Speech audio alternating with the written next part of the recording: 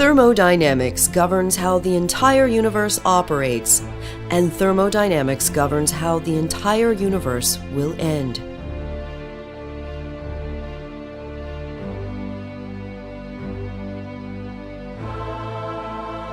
The two laws of thermodynamics are fundamental laws of physics.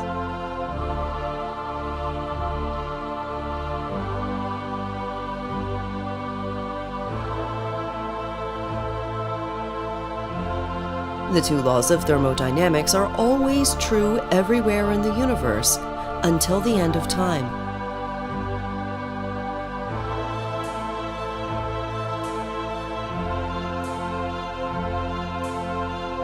The first law of thermodynamics is that energy can never be created or destroyed.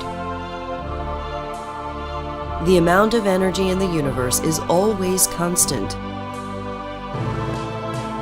All suns and stars have a limited amount of energy.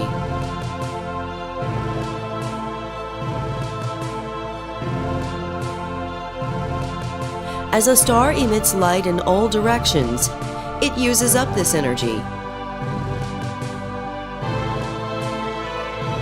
Energy can be thought of as boxes that are attached to all objects, and that can be transferred from one object to another. These boxes can never be created or destroyed.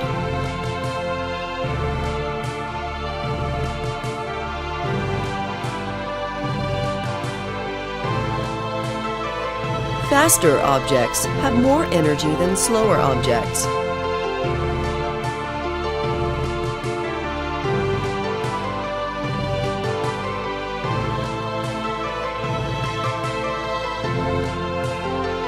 Energy can hide in many forms. For example, a spring has the potential to move objects.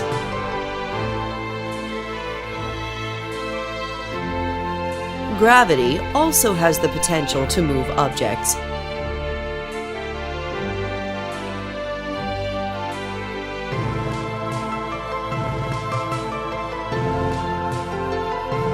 Objects at higher elevations have more energy.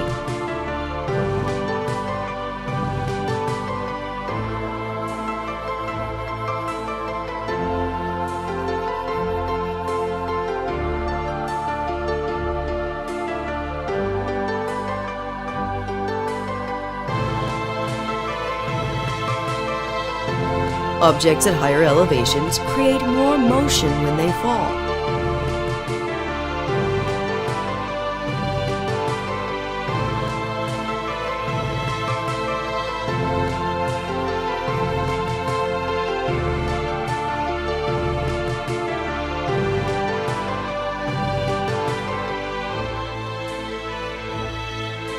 The energy per particle inside an object is what we call temperature.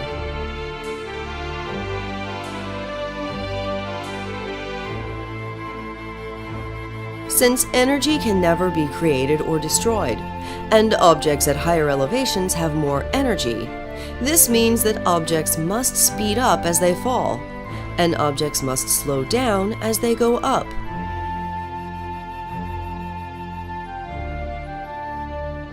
Energy is not destroyed when friction slows down objects because the friction speeds up the molecules, increasing the temperature. Energy is not destroyed when the temperature goes back down because the motion is dispersed to the surrounding molecules. There is also a hidden form of energy that all life and technology depends on. This is the chemical energy in the food we eat and in the fuels we burn.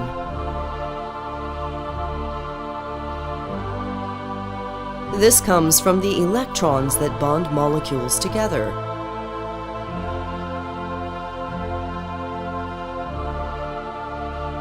Here, they absorb energy.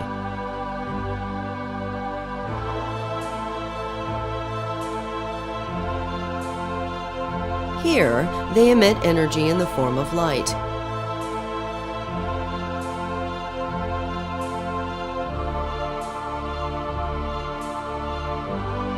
A molecule absorbs or releases energy when the bonds between its atoms are created or destroyed.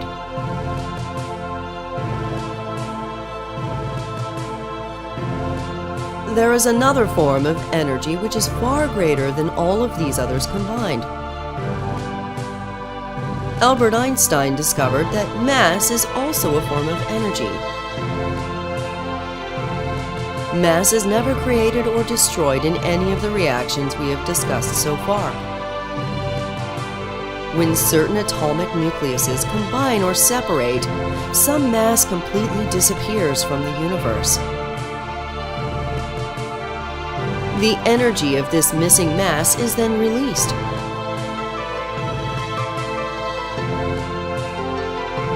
Nucleuses splitting apart power nuclear reactors. Nucleuses combining powers the sun and stars. There are many other phenomena that contain energy boxes. Energy boxes are responsible for everything that happens in the universe. However, here's the part that's mysterious.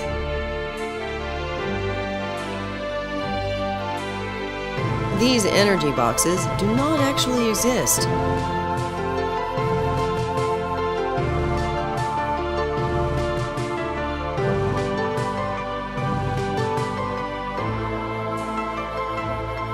No one can see, touch, or observe energy boxes.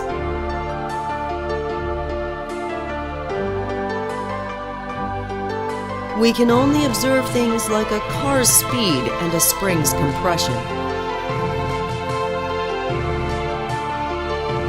We can measure an object's elevation, mass, and temperature.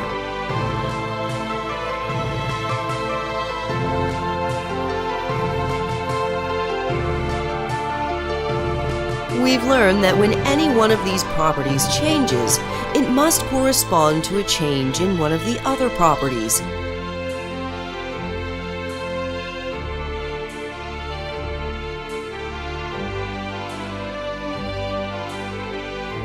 We've given this phenomena a name.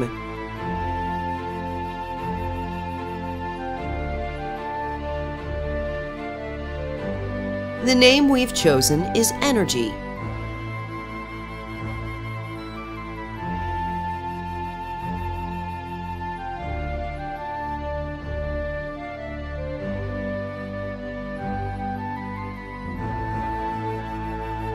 However, although we've given it a name, no one really knows what energy actually is.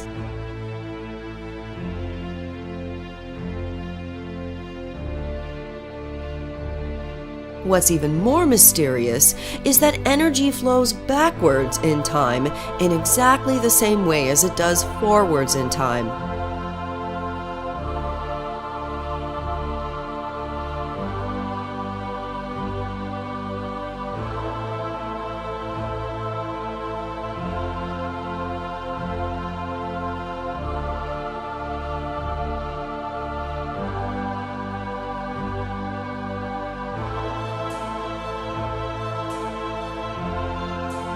There is no way to know that a video is being played in reverse.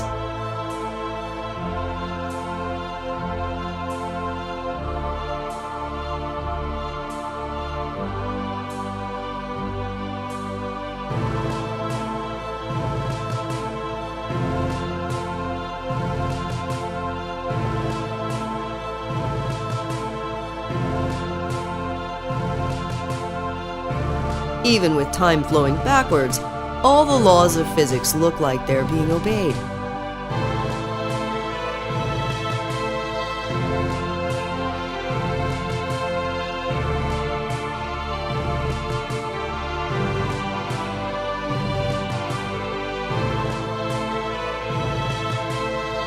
If you reverse the directions of the particles and then follow the laws of physics, you'll get the exact same results in reverse order.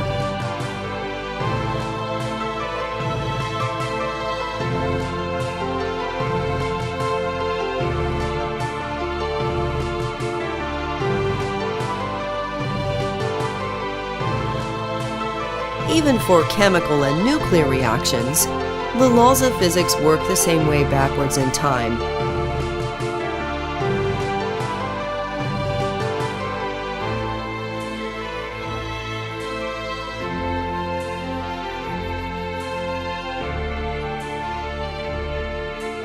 Therefore, reactions such as these should be physically possible.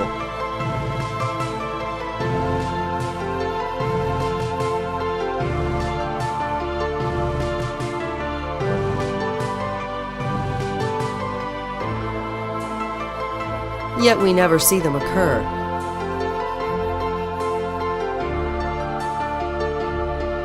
There's only one reason these events never happen.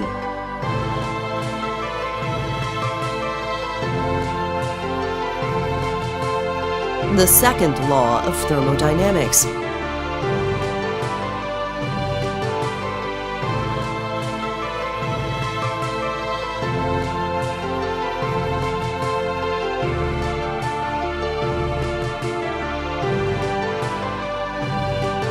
The second law of thermodynamics is the only physical law that does not work the same way backwards in time.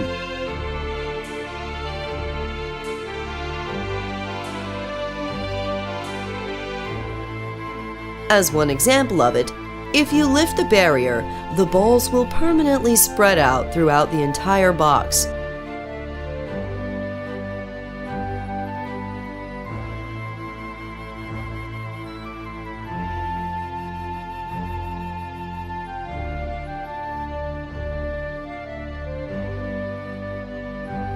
No matter how long you wait, the balls will never again gather together in one small area.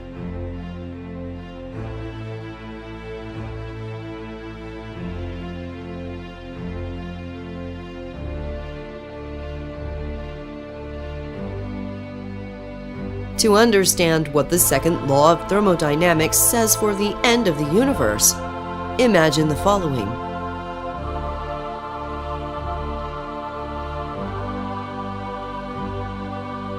We have 5 objects in one sphere and 0 objects in the other sphere.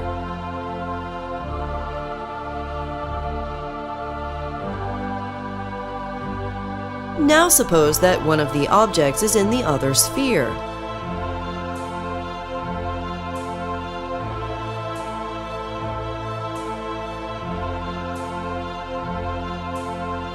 There are 5 different ways this can happen.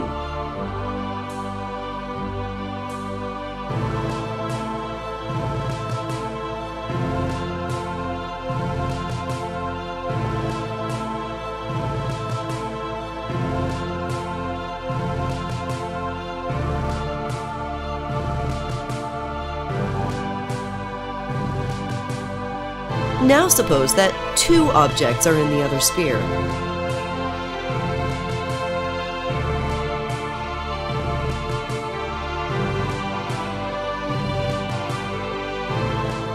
This time, there are many more different ways that this can happen.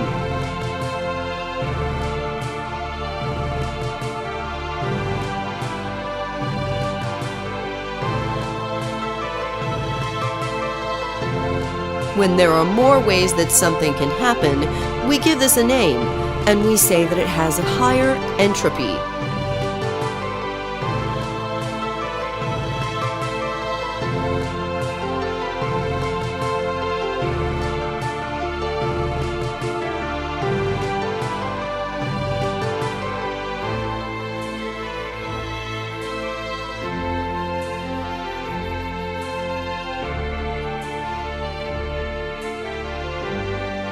This situation has the lowest entropy because there is only one way it can happen.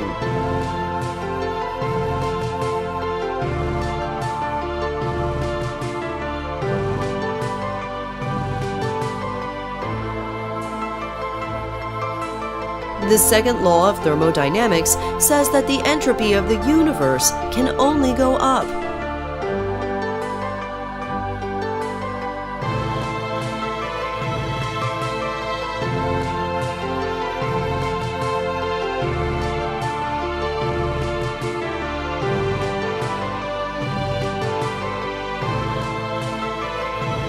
The entropy of the universe can never go back down.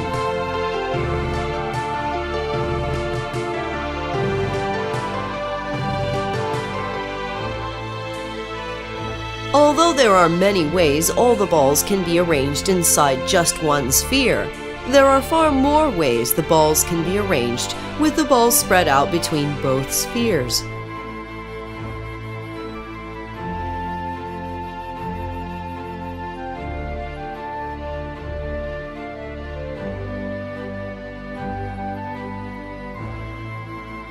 The more evenly the balls are spread out between the two spheres, the higher the entropy.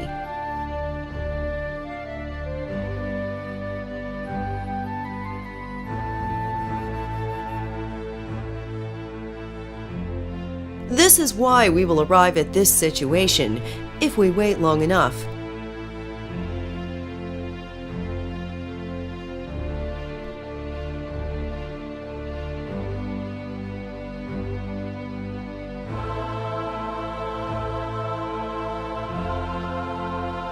This is also why this event can never occur.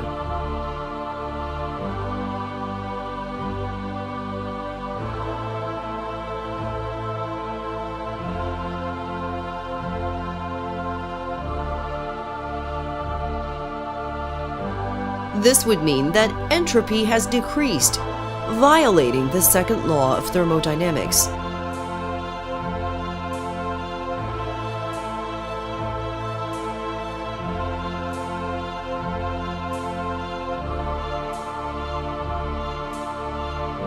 We can try to push all the balls back together again.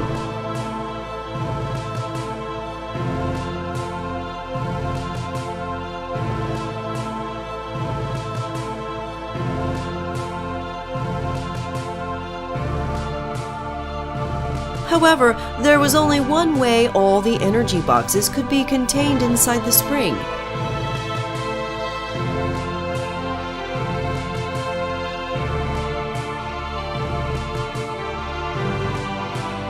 Entropy has increased because there are many ways the energy can be spread out.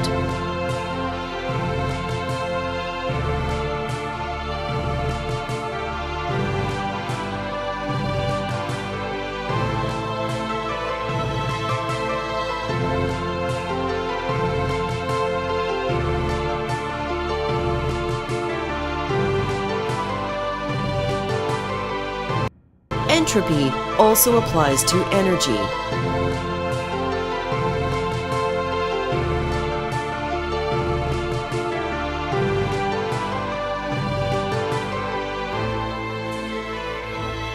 This is the reason life in the universe is possible. This is also the reason all life in the universe will end.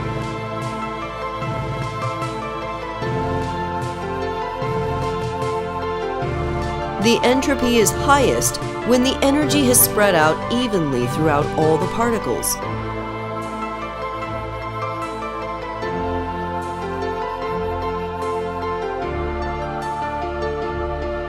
This is why heat flows from warmer objects to colder objects until they reach the same temperature.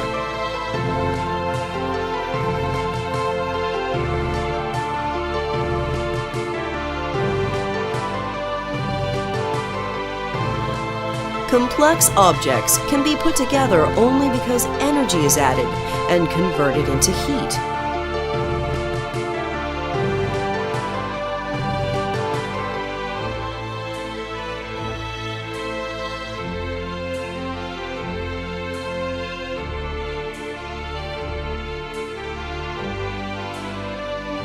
The dispersion of energy as heat increases entropy.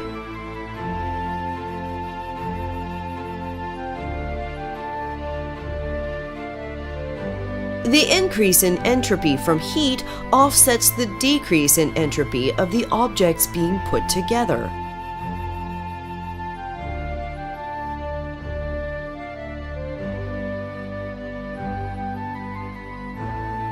Because of the dispersion of energy as heat, the total entropy of the universe has still increased.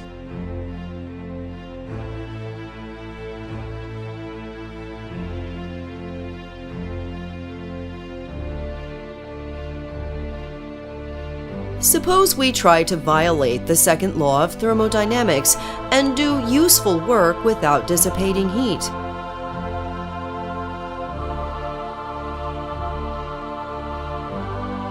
We can use this fire to heat our box and cause the balls to speed up.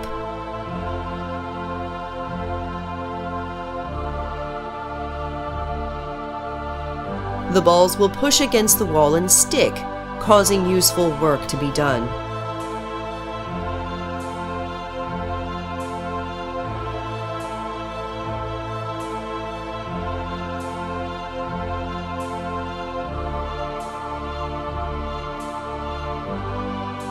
At this point, although there's still a lot of energy in the fire, it will not be possible for more of this energy to flow into the box.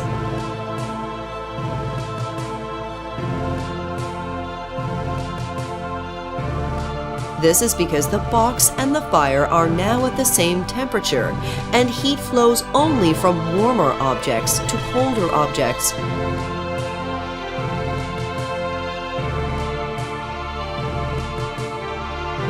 For more energy to flow from the fire into the box again, we need to first cool the box back down.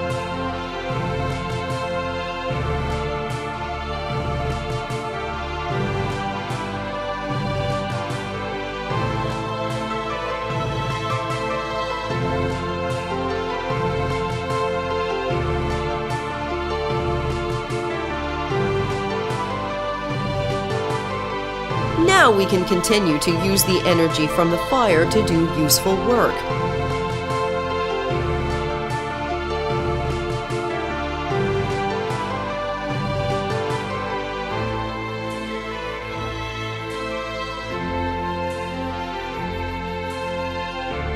Eventually, the ice will melt and the fire will burn out.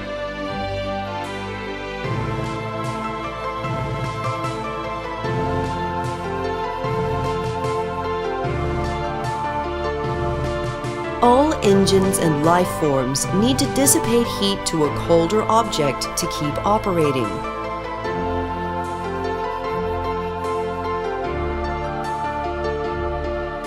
However, all objects will eventually reach the same temperature if we wait long enough.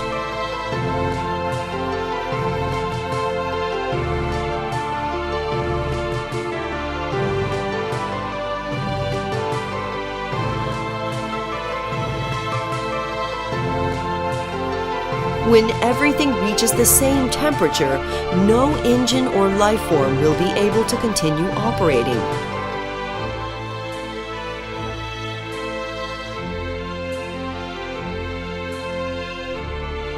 Can we think of a way to avoid this?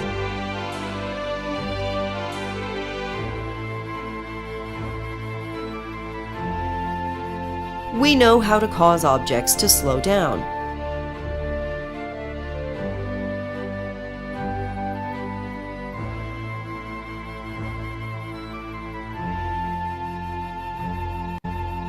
Suppose we use this to try to violate the second law of thermodynamics by causing heat to flow from a colder object into a warmer object.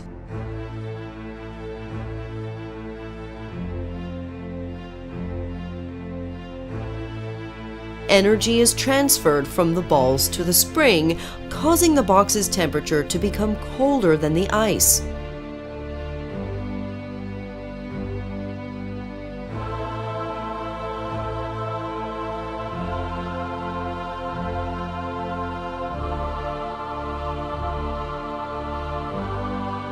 Now heat flows from the ice to the box because the box is colder than the ice.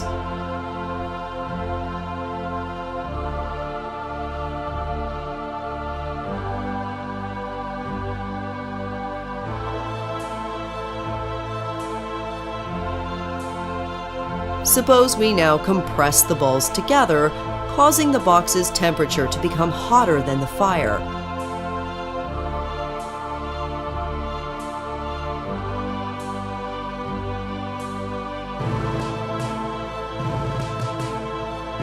Now heat flows from the box to the fire because the box is warmer than the fire.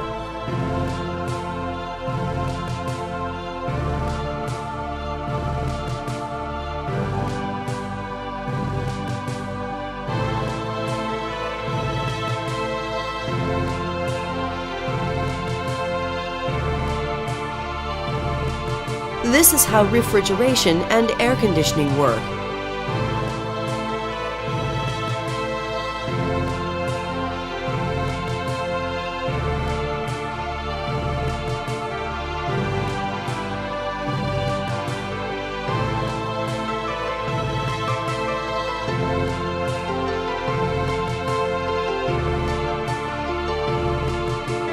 The ice is getting colder and heat is flowing from the ice to the fire.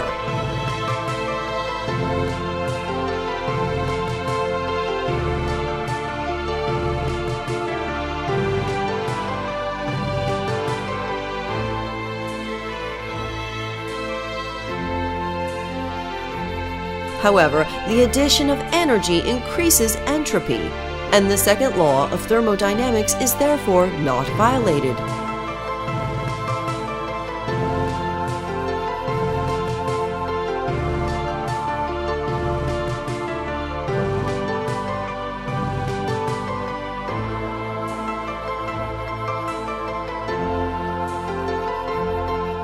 All refrigeration and air conditioning requires the addition of energy.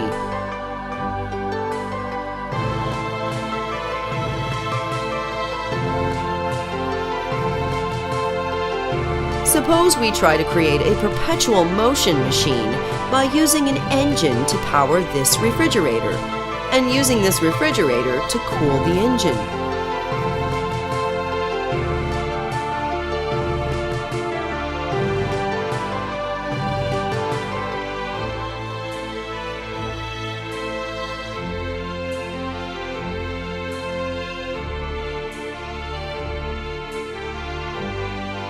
Unfortunately, this idea can never work because the refrigerator will always require more energy to cool the engine than the engine can supply.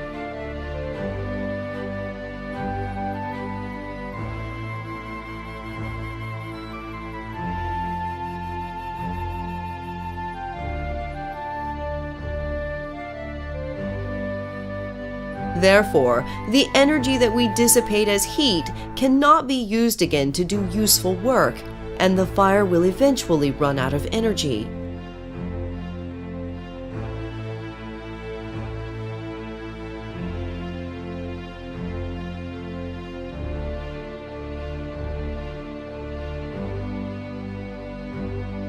We can keep the fire burning by adding fuel, such as coal or oil.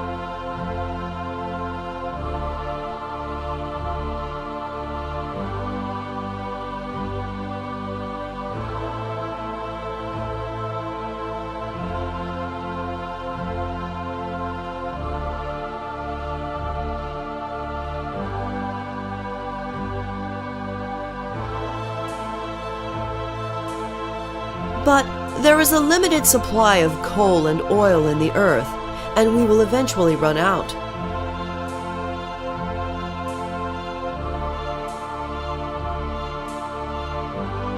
We can keep the fire burning by using nuclear energy.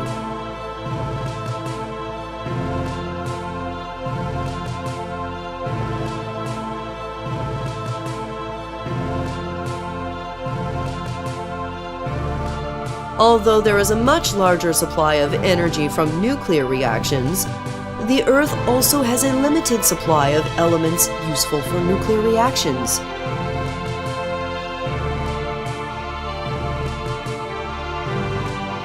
When we run out of nuclear fuel on Earth, we can keep our engines running by using solar energy from the sun.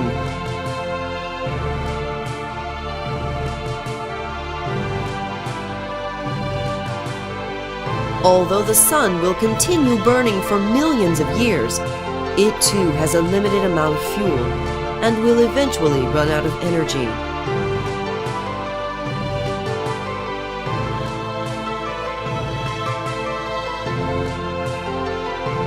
All life and technology requires an external source of energy.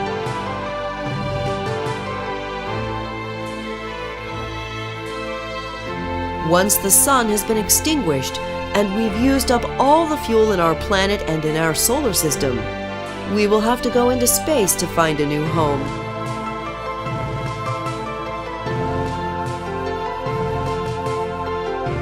here, we will once again have plenty of energy from our new sun, and there may once again be lots of fuel buried in the ground.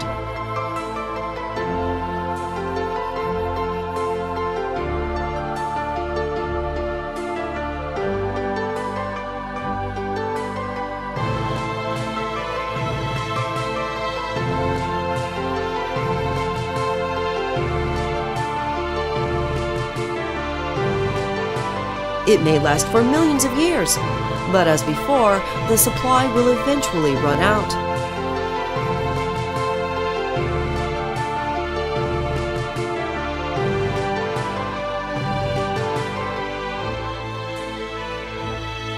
We will eventually once again have to go find a new star to call our home.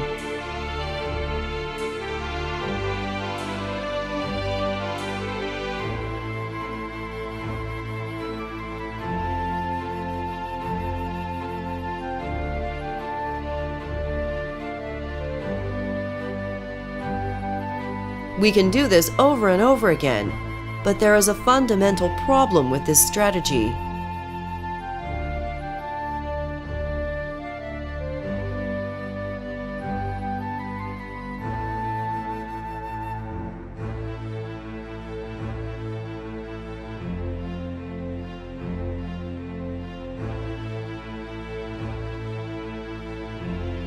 Although new stars are constantly being born, there is a limited amount of nuclear fuel in the universe.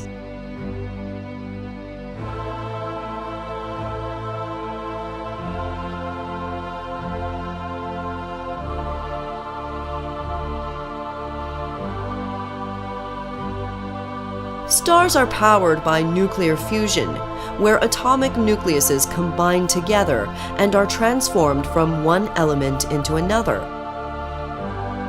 As this continues, the atoms are eventually transformed into elements that are no longer useful for nuclear reactions.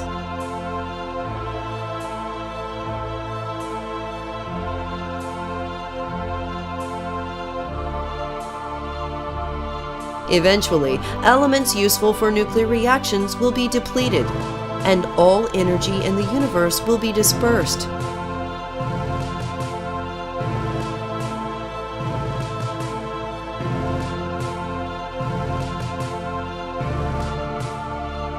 When this happens, no new stars will be able to be created.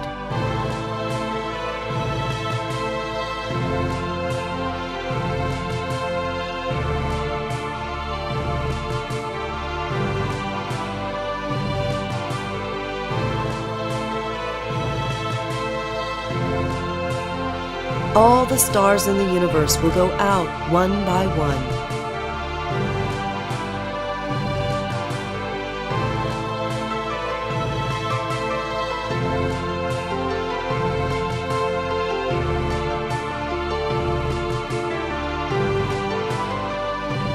What is shown here is based on the laws of physics as we presently understand them.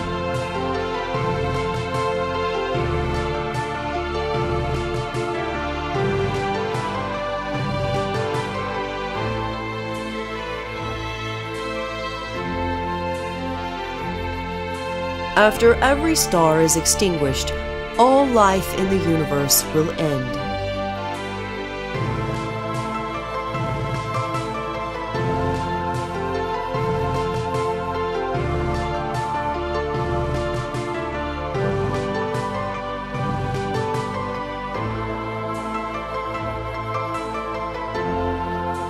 However, our understanding of the universe is imperfect, and our knowledge is constantly growing.